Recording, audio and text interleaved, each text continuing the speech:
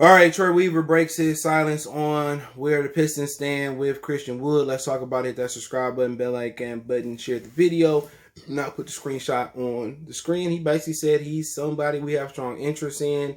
They're going to sit down and talk to his representatives. A lot of people sitting there saying, oh, don't sign Christian Wood. But when you stoop and you find a talent like Christian Wood, I mean, that can easily put up 20 and 10 on most nights.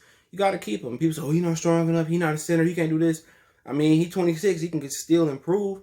You know, he got a little block game. He got a little jumper. He pretty much the modern day center. He just got to get stronger and be a better defender. But as they should try to pursue a deal with him. You know, do we want to go to the Knicks? Do we want to go to a contender? I mean, I said, what about signing, trade him, send him to Dallas and try to get the 18th pick? You know, just my opinion. You don't want to lose him for nothing. Y'all helped develop him. You got him an opportunity. And he played well. He was more dominant versus Joel Embiid than Andre Drummond was. So this is just a guy that you don't want to lose for nothing. You sit down with him and say, okay, he want this. We're not willing to pay this. Where you want to go? Let's contact them and see if we get a sign and trade going. Same thing that the Bucks did with Malcolm Brogdon. They signed and traded him. The guy in the Pistons group was like, well, signing trades are rare. No, they're not. I mean, KD just got signed and traded last offseason to the Brooklyn Nets. Malcolm Brogdon got signed and traded from the Bucks all the way to the Indiana Pacers. So they not that rare. They always happen. You can ask the player where you want to go. We can get signed and trade you there. And my whole thing is, you know, if you can develop him, he can get stronger. And then defense is just effort and understanding, health side, understanding pick and rolls and all that. So if you can just get his defensive IQ up, his defensive effort up, he can be an asset to the Pistons. You know, if you end up picking Wiseman somehow, some way, you compare him with Wiseman. He can play with Wiseman. He can steal some minutes at the three. You know, if you get LaMelo, be perfect. You know, he got length, LaMelo got length, Diambo got length. You know, so I get where Troy Weaver coming. It could be a smoke screen. So a lot of players have already signed deals. So, you know, you hear the Knicks got a lot of interest in him. And if the Knicks go and pay him 12, 14, 15, whatever million dollars, well, let's see if we get a sign and deal trade with the Knicks. You know, simple as that. We know the Pistons interested in LaMelo. He interested in the Pistons. His daddy interested in him. His manager played for UAD from Detroit. It's a good fit. You know, Christian Wood and LaMelo, they both got to have better defensive efforts. And that's just what a Piston team, when you become a Piston, you put that jersey on or you walk through that door, one thing you got to know is we a defensive organization. We need you to lock down and play defense. We need you to not be scared to get your hands dirty. And don't forget, Bill Davidson, when he owned the Pistons, he was the first owner to have a private PJ for his team.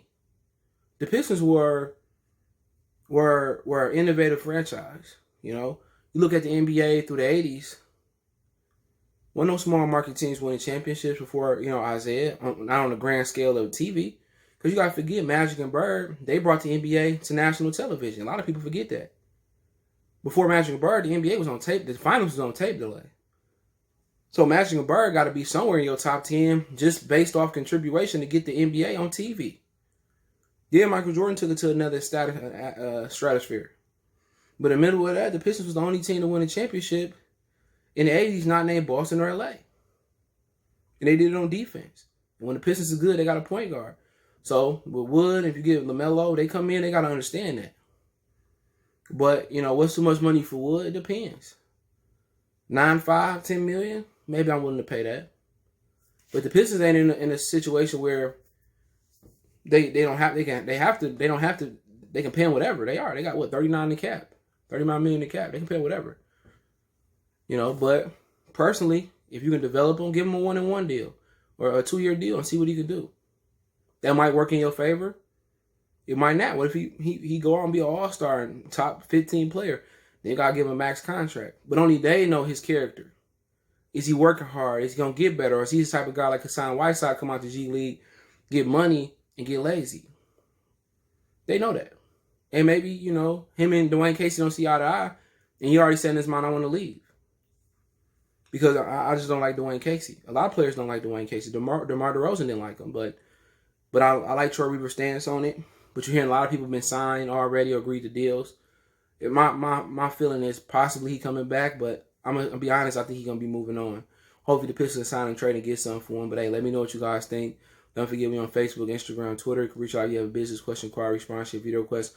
All my social media links in the description. Don't forget to check out my other channels, Goodfellas Sports TV and Goodfellas Sports TV 2.0 for more sports, music, news, and entertainment.